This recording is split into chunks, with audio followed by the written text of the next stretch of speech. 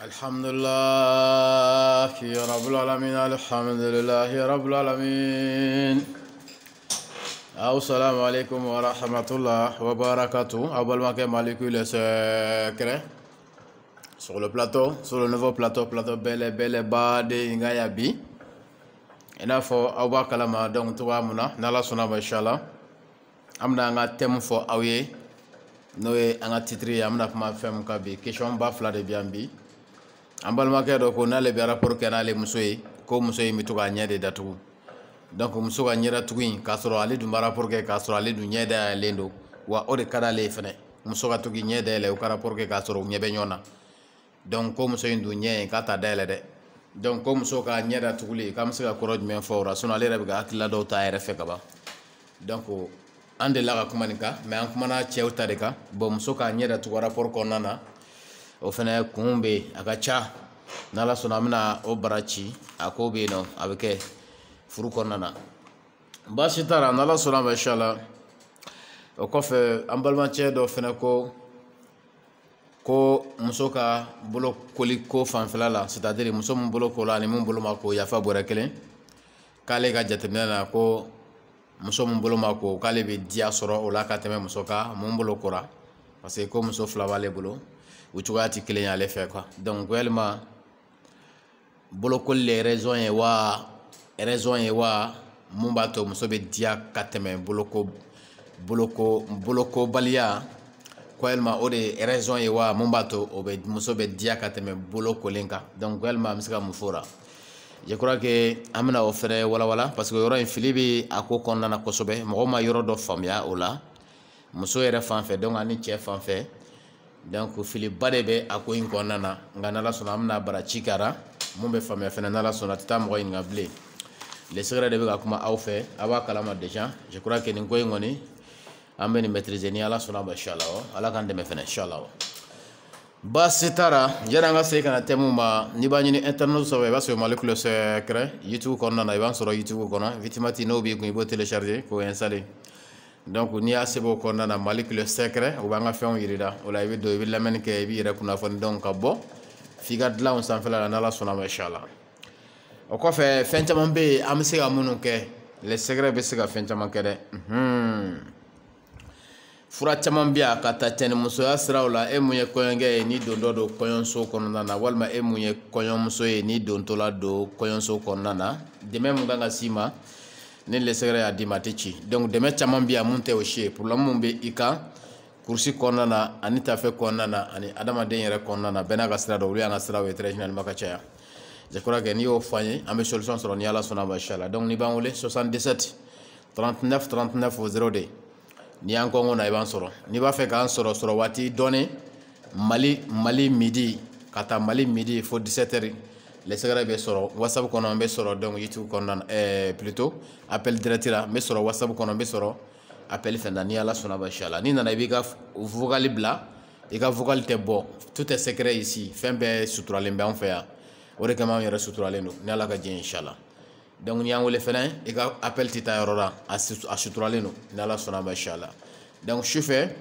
à partir de 21h à 23h et 14h man ala sona inshallah les secrets fena be soro nala sona o chife programme ni tele programme dile awma wati to konana mbisoro nga ni pour que e kana senga ne soro lila o de préciser l'inflani ye note mbesoro wati ben yala ga je inshallah basi tara me sey kana donc temuma koni musolaka mo nabe to ga nyede tugu nani che ba rapport ke cela veut dire que aw ba rapport ke donc yelena yaro fana de mapmai am sey kana temu fana ga do na tawra parce que niya me ba fo musoba nyeda tugu walma musoba nyeda tugu okoro abe yelene da parce que nyeba nyede da walma anyebe e nyede da bo andun chaman be no nga rapport be ke dibiu de da kachaya fona kala c'est rapport moderne nana rapport be ke alit lefe donc ka rapport ke yelena fentara foitara et puis akay avantage chaman ba be sura konnana nga tem to kabi dora nan segra kana amelo fena wala nga muso ki nyeda tu kasoro iba rapport ke nay akun kacha abe kun belebele bacha mambadi mo chama gi tloma da afe uti sega soso ni ala ka je inshallah donc akun folo muso do be iba soro ale ka lamo to ya kama maloya de bɛ ale la donc ale donna furu kɔnɔ furu ɲɔgɔnya kumakan minnu bɛ di maakɔrɔbaw fɛ walima dɔw ka du lamɔlen don cogoya dɔ la daw yɛlɛlen bɛ démocratiquement muso bɛ se ka depuis denmisɛnnin bɛ se ka cɛkow ɲɛ dɔn hali n'a ma cɛko kɛ information bɛ d'a ma a b'a ɲɛ yɛlɛninw sɔrɔ donc k'a to faso kɔnɔna na donc n'o tigi nana don furu kɔnɔna na o bɛ se ka rapport kɛ i n'a fɔ a b'a fɛ cogoya min na parce que o maloya in a m'o sɔrɔ éducation kɔnɔna na donc dɔw fɛ yen a tɛ ten dɔw fɛ hali cɛw ni musow tɛ taa fan kelen fɛ hali cɛw ni musow tɛ sigi chaise kelen kan donc hali cɛw ni musow tɛ sigi ɲɔgɔn fɛ kuma dɔw la ka télé yɛrɛ lajɛ ka ɲɛ surtout walicɛ wɛrɛw kɔni a ye n'o kuma t'a la donc olu lamɔ cogoya la u y'u ni cɛw écarté ka bɔ ɲɔgɔn na pewu et puis cɛko kuma yɛrɛ fan si tɛ f'u ye a bɛ dogo u tɛ bɔ foyi kalama olu bɛ bɔ cɛko kalama don kelen de don min na n'u dira cɛ ma kɔɲɔso la donc u bɛ sɔrɔ ka musokɔrɔba dɔ ta walima ka muso dɔ ta ka na ko maɲɛbaga o fana bɛna kuma damadɔni fɔ dɔrɔn k'a ka wari minɛ ka bila a kunna donc denmisɛnninw ma leçon foyi suit u y'a ta ka don kɔɲɔso kɔnɔ ten donc k'a sɔrɔ a kunkolo préparelen don ni maloya de ye donc n'i ko ko o tigi ka o bila un coup o ka gɛlɛn donc o ye san 14 5 6 a y'o de sɔrɔ a fa ka lamɔ kɔnɔna na je crois que e nana furu san 1 san 2 san 3 e ko k'a ka o lamɔ in cogoya bila yɔrɔnin kelen o tɛ se ka ɲɛ donc muso dɔw ta kun ye o ye u b'a sɔrɔ lamɔ kɔnɔna na donc olu ka maloya ka bon kojugu n'u b'a rapport kɛ ni cɛ ye hali u tɛ se k'u ɲɛ kisɛ dayɛlɛ donc ka cɛ lajɛ en action donc o ye kun belebeleba fɔlɔ ye mun degun b'an ka denmisɛnnin caman kan donc kun belebeleba filanan muso dɔ bɛ yen n'a b'a rapport kɛ donc i b'a sɔrɔ a bɛ dimi de sɔrɔ rapport la mais ka tɛmɛ diya kan donc o caman bɛ yen i b'a sɔrɔ o ye banaw ye infection b'a kɛ ani cɛ ka donc rapport violent fana b'a kɛ mais ale kɔni bɛ don rapport kɔnɔna na très généralement ka caya ni dimiw de ye ka tɛmɛ donc diyaw kan bon dimi an bɛɛ b'a kalama ni dimi nana mɔgɔ ma i b'i ɲɛ kumu walima i b'i ɲɛ yɛrɛ datugu i y'a ye o de kama ni fɛn balala ka turu mɔgɔ la i yɛrɛ hali cɛtɔ ye ɲɛ bɛ kumu dɛ donc muso min bɛ yen n'a ka dimi ka ca rapport la donc kosɛbɛ donc o muso in a bɛ se k'a ɲɛ tugu pour que ka se ka dimi supporter walasa ka se ka sentiment di donc a ka partenaire ma donc o fana ye kun dɔ ye mun bɛ se ka a kɛ donc muso dɔ fana bɛ yen i b'a sɔrɔ n'ale donna rapport kɔnɔna na tellement que ale bɛ sentiment sɔrɔ parce que farikolo filɛ ni fɛn o fɛn fari dépassé faritigi yɛrɛ bɛ bɔ o kalama donc tellement qu'ale bɛ sentiment sɔrɔ rapport la a b'a yɛrɛ concentrer sentiment kan ka se ka expirer sentiment kɔnɔna na donc pour bien expirer sentiment kɔnɔna na walasa ka se ka expirer sentiment yɛrɛ kan kosɛbɛ donc il faut k'i ka miiriya de bila a kɔnɔna fɛ walasa i ka se ka bien expirer n'o kɛra o b'a to i bɛ bien excité donc a dɔw bɛ yen olu t'u ɲɛ tugu dama da dɔw yɛrɛ bɛ kirin yɛrɛ donc o kɔrɔ ye diya bonya kojugu muso dɔw fɛ tellement que sentiment b'u frapper donc olu ɲɛ bɛɛ bɛ tugu rapport kɔnɔna na pour que ka se ka bien expirer donc sentiment kɔnɔna na a bɛ n'a fɔ n'i b'a fɛ ka fɛn dɔ durusi donc a durusili la n'i bɛ ɲɛ datugu k'a fɔ durusili bɛ nɔgɔya i ma ka tɛmɛ i ɲɛ dayɛlɛlen kan k'a fɔ parce que ni ɲɛ datugura hakili bɛ baaraba de kɛ ka tɛmɛ ɲɛ dayɛlɛlen kan o de kama i b'a sɔrɔ mɔgɔ minnu bɛ yen n'u tɛ yeli kɛ très généralement ka caya ala k'an kisi wa hakili ka di dɛ voilà parce que ɲɛ ale bɛ dɔ ta hakili jara quoi donc ni ɲɛ n'i y'a datugu dɔrɔn i b'a ye hakili bɛ baara camanba de kɛ donc diya b'a tigi dépasser a bɛ ɲɛ in datugu pour que ka se ka bien expirer donc diya kɔnɔna na i y'a ye ani douleur b'a kan o tɛ kelen ye donc ani lamɔ yɛrɛ fana cogoya don a n'o fana tɛ kelen donc ale ta ye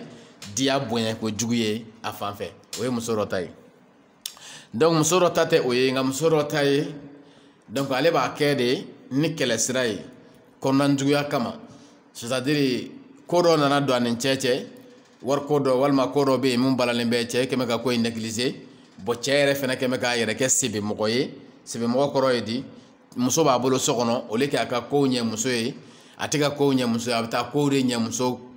kɛnɛ ma fo muso yɛrɛ bɛ kow mɛn kɛnɛ ma k'a fɔ a cɛ ye nin kɛ i cɛ ye nin kɛ fo dɔw yɛrɛ b'a fɔ karisa fɔ n ye dɛ a ye nin kɛ n ye k'a sɔrɔ ko mun b'ale ni cɛ cɛ o tɛ hali o tilancɛ bɔ donc a bannen bɛ k'o kɛ donc finalement a bɛna a yɛrɛ dimi don cɛ la bon a bɛna a yɛrɛ dimi don muso la donc finalement musow ka kɛlɛcogo ye kɛlɛcogoyaba fila de ye ku u ɲɛ kun i kɔrɔ walima ka tafe daminɛ i ɲɛ donc n'a bɛ rapport kɛ a fana bɛ kɔnɔna juguya de k'a kɔnɔna na donc a b'a kɛ a tɛ cɛ filɛ bilen a b'a kɛ dagabɔndara rapport ye c'est à dire furu de don n tɛ se ka ban k'a di i ma n'o tɛ i nege tɛ n na donc a b'a ɲɛ datugu i ma i bɛna i bɛ ka frottage kɛ i bɛ bɔn donc i b'a bila k'a sɔrɔ a ma kɛ dekun ye donc o ye kɔnɔna juguya ye mais kɛlɛ sira fɛ muso dɔw b'a kɛ o kun in na très généralement donc ka caya donc muso dɔ fana bɛ yen i b'a sɔrɔ ale ta tɛ o ye dɛ nka ale ta ye kanubaliya de ye a cɛ fanfɛla la c'est à dire cɛ in a tɛ cɛ in fɛ quoi donc a tɛ cɛ in fɛ n'a b'a rapport kɛ ni cɛ ye mais furu in kɛra lahalaya dɔ kan ale tɛ se k'a bali mais n'a b'a rapport kɛ ni cɛ ye a b'a ɲɛ de datugu a bɛ cɛ mun fɛ pour que ka se k'o image ta o de kama n y'a f'i ye ni ɲɛ datugu hakili bɛ ja quoi donc ni ɲɛ datugu dɔrɔn hakili bɛ se ka bien esprit donc a b'a ɲɛ de datugu pour que ka se ka a bɛ cɛ mun fɛ k'o ka image ta ka sɔrɔ ka n'o fixer a yɛrɛ cɛ sanfɛ donc a bɛ kɛ i n'a fɔ o cɛ in bɛ ka frottage kɛ ni a ye o de kama i b'a ye muso dɔw fɛ n'u b'a rapport la u da bɛ se ka tulu la ka cɛ wɛrɛ tɔgɔ fɔ mun t'a cɛ ye k'a to donc action kɔnɔna na donc n'i y'o ye muso mun fɛ très généralement ka caya donc a 190 i b'a sɔrɔ a hakili dalen bɛ cɛ dɔ kan an t'a fɔ k'a ni cɛ in bɛ ɲɔgɔn fɛ dɛ mais n'a y'an diya an b'o fɔ mais a hakili dalen bɛ mɔgɔ dɔ kan mɔgɔ mun n'ale m'o sɔrɔ donc kuma bɛɛ a b'a hakili bila ka taa o tigi kan donc finalement n'a b'a rapport kɛ ni cɛ ye pour que ka se k'o tigi sentiment sɔrɔ k'a sɔrɔ o tɛ ɲɔgɔn kan donc a b'a a ɲɛ de datugu n'o kɛra a bɛ se ka bien espérer ka se ka o cɛ in image ta ka na o fixer a yɛrɛ cɛ kan donc i b'a ye a bɛ kɛ i n'a fɔ cɛ in bɛ ka rapport kɛ n'a ye o de b'a to a bɛ sentiment sɔrɔ donc o de b'a to a bɛ excité comme il faut o de b'a to donc a bɛ diya sɔrɔ donc n'a ye ɲɛ in dayɛlɛ n'a ye cɛ in ye dɔrɔn o imagination in bɛ taa quoi donc a dusu bɛ tiɲɛ n'o kɛra rapport tɛna ɲɛ a bolo donc muso dɔ bɛ yen ale b'a ɲɛ datugu o kun in de kama très généralement donc ka caya parce que cɛ ka kanubaliya kan ka caya ale ta kɔrɔ ye o ye nin yɔrɔ in ta an b'o walawala dɛ parce que muso camanba de bɛ yen minnu b'a ɲɛ datugu yanni dɔ ka taa berekuru dɔ ta a muso kama walima dɔ ka taa kuma in wuli k'a fɔ nin y'a san damadɔ ye ne b'a dɔn an b'a rapport kɛ n'an b'a rapport kɛ depuis san caman donc i bɛ to k'i ɲɛ datugu ne b'a dɔn i tɛ ne fɛ o voilà n bɔra kalama de k'a fɔ bi donc i bɛ to k'i ɲɛ datuguli min kɛ n'an b'a rapport kɛ donc ja i tɛ ne fɛ i bɛ to ka mɔgɔ wɛrɛ de miiri ni ne ye donc yanni cɛw ka taa k'u bɛ taa musow accuser ni o ye il faut que an ka nin yɔrɔ in préciser muso bɛɛ ta tɛ o ye dɛ an ka walawala voilà an ye mun fɔ ka tɛmɛ dɔw ta ye o ye donc bɛɛ ta t'o ye o la sisan i b'a dɔn cogo di k'a fɔ ni muso ta ye o ye o la an b'o préciser ka sɔrɔ ka tɛmɛ parce que yɔrɔ in farati b'o la kosɛbɛ i b'o dɔn cogoya mun na mon frère n'i bɛ rapport kɛ ni muso ye a b'a ɲɛ datugu kuma bɛɛ ɲɛ in a t'a dayɛlɛ fiyewu o ye taamasiyɛn fɔlɔ ye n'i bɛ rapport kɛ ni muso ye n'i b'a fɛ ka i da don a da a ti sɔn ka da in di e ma fiyewu i y'a ye k'a sɔrɔ e yɛrɛ da boroselen don i da bɛ jɛ wala an k'o préciser parce que cɛ dɔw bɛ yen nɔ u t'u da ko u t'u ɲi ko u t'u da ko u mago t'u yɛrɛ la u mago tɛ da yanfan in fan si la k'a sɔrɔ n'i b'a fɛ ka da muso fɛ don min na a don su ni da kuma sera i kan ka i da brosser hali n'a sɔrɔ e y'i da brosser sɔgɔmada fɛ ka tɛmɛ sufɛ da brosser man di i ye c'est vrai mais n'e b'a fɛ ka da muso fɛ c'est à dire i bɛ fɛ ka rapport kɛ ni muso ye don min na yanni i ka gɛrɛ muso la ni da kuma surunyana i kan ka t'i da bien brosser k'a brosser ka ɲɛ i y'a faamuya k'a sɔrɔ ka fɛn dɔ bila i da la mun bɛ kɛ fɛn kasama ye misaliyara bɛnɛfuti kunkurunin dɔ k'o bila i nɛn kɔrɔ i bɛ to k'i nɛn munumunu n'a ye dɔɔni walima babi kari fitinin dɔ walima geni kari fitinin dɔ walima singomi dɔw bɛ yen nɔ n'a dara i nɛn kan a bɛ su bɛɛ kɛ a kasa duman b'i da kɔnɔna na walima o singomi mɔrɔsɔni dɔ i b'a fitinin tigɛ dɔrɔn i b'a pakɛni san dɔrɔn k'a bila i ka ɲɛgɛn fenêtre la n'i bɛna e b'a dɔn bi e b'a fɛ ka rapport kɛ ni muso ye n'i ye ko ka tila dɔrɔn k'i da brosser walima i kora ka tila mais i bɛ fɛ ka da de i bɛ fɛ k'i da de n'i da brosser ka tila dɔrɔn ka jigin a kutu i bɛ singomini paki dayɛlɛ ka fitinin tigɛ dɔrɔn k'a bila i da kɔnɔ donc i bɛ waati min ta yanni ka da a kasa b'i daminɛ n'i dara a b'i da fɛnɛ kɔnɔ a kasa b'i daminɛ donc da kasa ninnu tɛ kɛ i fɛ cogoya si de kɔnɔna na bilen a bɔnmɔnw bɛ yen a singomiw bɛ yen a farafin yiriw n bɔra ka minnu fɔ sisan donc olu bɛɛ bɛ yen nɔ donc k'a sɔrɔ e b'o bɛɛ utiliser n'i bɛ rapport kɛ ni muso ye a tɛ sɔn k'a da don e da fiyewu a tɛ sɔn k'a ɲɛ yɛlɛ ka i filɛ wa muso in yɛrɛ ta rapport demandé e fɛ fiyewu fo ni e yɛrɛ de rapport demandé a fɛ wa n'i y'a demandé a fɛ kuma mun na a b'a kuma caya walima a bɛ to k'a kɛ ni kɔnɔnajuguya ye donc confirmation ye o ye k'a fɔ muso in t'i fɛ kana ɲininkali yɛrɛ k'a la a bɛ se ka kɛ tan o tora dɛ a t'i fɛ dɔrɔn de n'o tɛ o tɛ se ka kɛ nin bɛɛ tɛ se ka dafa muso la k'a sɔrɔ a b'i fɛ parce que kuma dɔ la hali n'a sɔrɔ muso sisan k'a ɲɛ dayɛlɛ k'i filɛ n'o ka gɛlɛn a ma donc ni a b'a rapport la n'i da don a da k'a sɔrɔ muso in ni bɛ e fɛ a b'i daminɛ o ye wajibi ye donc muso dɔ bɛ yen n'a ka kanu bɛ i fan fɛ hali ni cɛ nege tɛ k'ale la c'est à dire hali n'a sɔrɔ nege tɛ k'ale la a farikolo tɛ dilan demandé fiyewu o bana de b'a la walima ale yɛrɛ cogoya ye o ye nka k'a sɔrɔ e kanuya bɛ a dusukun kɔnɔna na a ka ca i kanuya ka ca a dusukun kɔnɔna na kuma dɔw la a bɛ dilan yɛrɛ de d'i ma ten pour que i kana na dimi ale kɔrɔ parce que a b'i fɛ donc ni nin dafara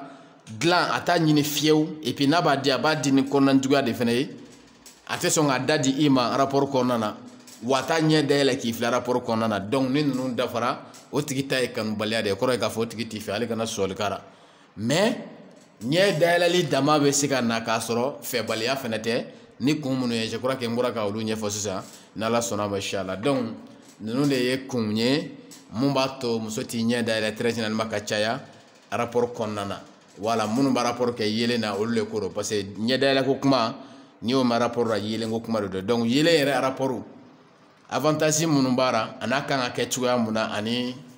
a bɛ se ka nafa kɛ cogoya mun na o fana kɔrɔw bɛ yen i n'a fɔ an y'a fɔ cogo min n'ala sɔnna ma inchallah don nataw la an bɛna ka n'o fana walawala n'ala sɔnna ma inchallah baasi t'a la o ye question fɔlɔ jaabilen aw ma donc question filanan k'an ka miniti lajɛ baasi t'a la an bɛna question filanan o bɛ boli cɛ min ko ko muso mun bɛ yen n'a bolo kolen don ani mun bolo ma ko yafa bɔra kelen k'ale bɛ ka diya sɔrɔ muso bolokobali nin na ka tɛmɛ bolokolen kan dɛ donc walima an bɛ se ka kun jumɛn fɔ o la wala an y'o de fɔ a fili bɛ an ka société kɔnɔna na kosɛbɛ nin waati in na donc bolokoli ni bolokobaliya tɛ référence ye musow ka cɛko fanfɛla la donc il faut le dire il faut k'o ka fɔ nka référence ye jumɛn ye référence ye muso bɛ diya sɔrɔ cogo di ani cɛ bɛ diya sɔrɔ muso la cogo di donc ni bolokoli nana don a kɔnɔna na a kala bɛ se ka da bolokoli kunna donc a bɛ se ka na k'a sɔrɔ bolokoli fana tɛ donc kuma dɔ la a bɛ kɛ ani bolokoli tɛ ɲɔgɔn ɲɛ sira la walima kuma dɔ la a bɛ kɛ k'a sɔrɔ ani bolokoli bɛ donc ɲɔgɔn ɲɛ sira la donc o différence ye mun ye an bɛn'o de di ka sɔrɔ ka tɛmɛ n'ala ka jɛn inchallah donc bolokoli baasi foyi tɛ muso bolokoli la nege fanfɛla la n'a ma don muso ka nege ko kɔnɔ donc bolokoli bɛna ni baasi de ye très généralement ka caya n'a taara don muso ka nege ko kɔnɔna na parce que muso ka diya a b'o sɔrɔ de n'a bɛ excité bien excité ka ɲɛ c'est à dire n'a bɛ negeya kosɛbɛ a bɛ nege sɔrɔ kosɛbɛ rapport kɔnɔna na donc n'o kɛra a bɛ diya sɔrɔ rapport la muso min bɛ nege kosɛbɛ n'a bɛna don rapport kɔnɔna na walima n'a donna rapport kɔnɔna na a bɛ nege kosɛbɛ donc o de b'a to o muso in bɛ diya sɔrɔ rapport la parce que diya ni nege fɛnɛ tɛ kelen ye i y'a faamuya nege ye mun ye n'i bɛ ka gɛrɛ muso la n'i commencera k'a caresser walima i commencera k'a mɔmɔ mun bɛ k'a fari la fo jimisɛnnin bɛ n'a ma a bɛ fɔ o de ma nege donc diya ye mun ye ni cɛya yɛrɛ bɛ frottage kɛ a bɛ mun sɔrɔ a nin na a bɛ fɔ o de ma donc diya donc muso min bɛ yen ni a bolo kora mais o bɛɛ la ale bɛ nege sɔrɔ a bɛ diya sɔrɔ rapport la donc o muso in bolokoli tɛ fɛn tiɲɛ o muso in yɛrɛ ka diya sɔrɔli ni a ka nege ye quoi donc bolokoli tɛ fɛn tiɲɛ o cɛ in yɛrɛ ye muso bolokoli ko la pourquoi parce que cɛ bɛ diya sɔrɔ muso la bolo sira fɛ mun na donc n'a sɔrɔ muso bɛ negeya ka ɲɛ donc muso yɛrɛ bɛ diya sɔrɔ ka ɲɛ cɛ bɛ diya sɔrɔ cɛ fana bɛ negeya ka ɲɛ o muso in fan fɛ parce que ni muso bɛ negeya o b'a to a farikolo bɛ girin cɛ kan donc n'o kɛra cɛ b'a dɔn ko a bɛ ka ko mun kɛ ni muso ye ko nin ko in ka di muso in yɛrɛ la donc ni muso bɛ diya sɔrɔ o b'a to a yɛrɛ fana élément camanba de bɛ sɔrɔ a ka voisin kɔnɔna na ɲɛfɛla kɔnɔna de ko don yafa bɔrɛ kelen olu fana bɛ réagir parce que ni muso negeyara ka se yɔrɔ dɔ la minɛn caman ba de bɛ sɔrɔ voisin kɔnɔna na minnu bɛ élargi donc n'olu bɛ élargi cɛ fana bɛ diya sɔrɔ à travers ça parce que n'olu bɛ élargi cɛya bɛ taa ni ka segin mun kɛ donc cɛya bɛ olu toucher ka caya donc o b'a to cɛ fana bɛ sentiment ba de sɔrɔ muso fanfɛla la donc n'i y'a ta k'a lajɛ o la muso min bɛ yen n'a a bolo kora ni nin bɛ kara k'a sɔrɔ a bolo kolen don donc bolokoli tɛ kɛ problème ye o muso in fanfɛ a tɛ se k'a fɔ ko bolokoli ye foyi tiɲɛ a ye parce que cɛ bɛ mun ɲini a la cɛ b'o sɔrɔ a la donc ale yɛrɛ bɛ mun ɲini cɛ la ale b'o sɔrɔ cɛ la donc bolokoli bɛ kɛ formalité dɔrɔn de ye ale farikolo yɛrɛ la donc apparence visuellement c'est à dire yeli dɔrɔn sira fɛ quoi donc i y'a ye o différence de b'u ni ɲɔgɔn cɛ mais i bɛ taa muso sɔrɔ i b'a sɔrɔ sisan a bolo ma ko mais a tɛ excité a bolo ma ko bon a tɛ negeya a tɛ diya sɔrɔ rapport la a yɛrɛ tɛ excité cɛ fana tɛ diya sɔrɔ a la i n'a fɔ cɛ b'a fɛ cogo min na i y'a faamuya donc o la bolo kobaliya tɛ fɛn ɲɛ o la quoi donc an y'o de fɔ bolo dulolen bɛ excitation de la quoi soit a ka fɛn tiɲɛ walima a ka fɛn ɲɛ a bɛ dépend muso yɛrɛ ka excitation na ni muso bɛ excité ka ban donc k'a bɛ diya sɔrɔ rapport la hali n'a bolo ma ko baasi t'a la i y'a ye donc ni muso bɛ excité ka ban k'a bɛ diya sɔrɔ rapport la hali n'a bolo kora baasi t'a la donc sisan basi bɛna kɛ jumɛn ye sisan donc i b'a sɔrɔ muso minnu bolo kora très généralement ka caya bolo bɛ taa don olu ka excitation kɔnɔna na parce que bolo yɛrɛ bɛ musoya yɔrɔ mun na o de ye nege yɛrɛ central ye donc n'a yɔrɔ tigɛ cogoya ma ɲɛ yafa bɔrɛ kelen o la a bɛ se ka muso dɔw ka nege suspend n'o kɛra o b'a to u tɛ excité i n'a fɔ comme il faut donc o de b'a to u tɛ negeya donc o de b'a to u tɛ diya sɔrɔ rapport la o la n'a ma negeya a ma diya sɔrɔ rapport la donc cɛ fana bɛ bɔ a kalama k'a fɔ muso in k'a ma di parce que i bɛna rapport kɛ ni muso min ye a farikolo tɛ ka girin e kan i bɛna rapport kɛ ni muso min ye i tɛ ka sentiment sɔrɔ donc a ɲɛfɛ diyagoya i b'a fɔ ko muso in donc k'a ma di donc bolokoli bɛna ni problème ye wagati min na n'a bɛ don problème kɔnɔna na o ye nin de ye n'a ye nin lase muso ma wagati min na donc a bɛ se ka kɛ tiɲɛni ye o wagati nka n'a m'o lase muso ma a tɛ kɛ tiɲɛni ye parce que mun na i bɛ taa muso dɔ sɔrɔ i b'a sɔrɔ a bolo ma ko mais a tɛ excité rapport la comme il faut wa a tɛ diya sɔrɔ cɛ fana na comme il faut wa cɛ yɛrɛ fana tɛ diya sɔrɔ ale la comme il faut donc bolo kobaliya ma fɛn ɲɛ o muso in ta fanfɛla la donc ka kuma lasurunya bolo yɛrɛ koli tɛ référence ye muso ko ni cɛ ko fanfɛla la nka a bɛna kɛ référence ye cogoya jumɛn na n'a nana dankari muso ka sentiment na waati mun na donc ni dankarila muso ka sentiment na à travers ça cɛ yɛrɛ tɛ hali diya sɔrɔ muso fanfɛ comme il faut donc o kɔrɔ ye muso ye fila de ye bolokoli ni bolokobali donc sentiment bɛ sɔrɔ bolokobali mun na i y'a faamuya n'a bolo ma ko n'a yɛrɛ bɛ sentiment sɔrɔ cɛ la baasi t'a la donc muso min fana bɛ yen bien vrai que a bolo kolen don mais a bɛ sentiment sɔrɔ cɛ la et puis a bɛ diya sɔrɔ cɛ la a bɛ excité en même temps a bɛ diya sɔrɔ cɛ la donc i b'a ye cɛ fana bɛ diya sɔrɔ o muso in fɛn na donc o fana tɛ kɛ problème ye i y'a ye donc o la a bɛ kɛ kuma jala dama de ye o fila ni ɲɔgɔn cɛ u fila nin bolo ma ko a bɛ bien excité wa a bɛ diya sɔrɔ cɛ la cɛ fana bɛ diya sɔrɔ a la comme il faut à travers ça donc nin fana bolo kora wa a bɛ bien excité a bɛ diya sɔrɔ cɛ la wa cɛ fana bɛ diya sɔrɔ a la comme il faut o la o fila bɛɛ bɛ kɛ kelen ye basi différence foyi tɛ kɛ u ni ɲɔgɔn cɛ o la différence bɛna sira jumɛn fɛ ni bolo taara bolo koliko taara don muso ka excitation kɔnɔna na c'est à dire a ye muso bali a tɛ negeya quoi donc o bɛna muso bali a tɛ diya sɔrɔ rapport la bon o fana bɛna cɛ bali cɛ fana tɛ diya sɔrɔ muso in ɲɛfɛ donc en ce moment a bɛ sɔrɔ ka kɛ problème ye u ni ɲɔgɔn cɛ donc k'a sɔrɔ o taara a bɛ kɛ kuma jala dɔrɔn de ye donc ten o la i bɛ taa muso dɔ sɔrɔ i b'a sɔrɔ a bolo ma ko mais n'i ye rapport kɛ n'a ye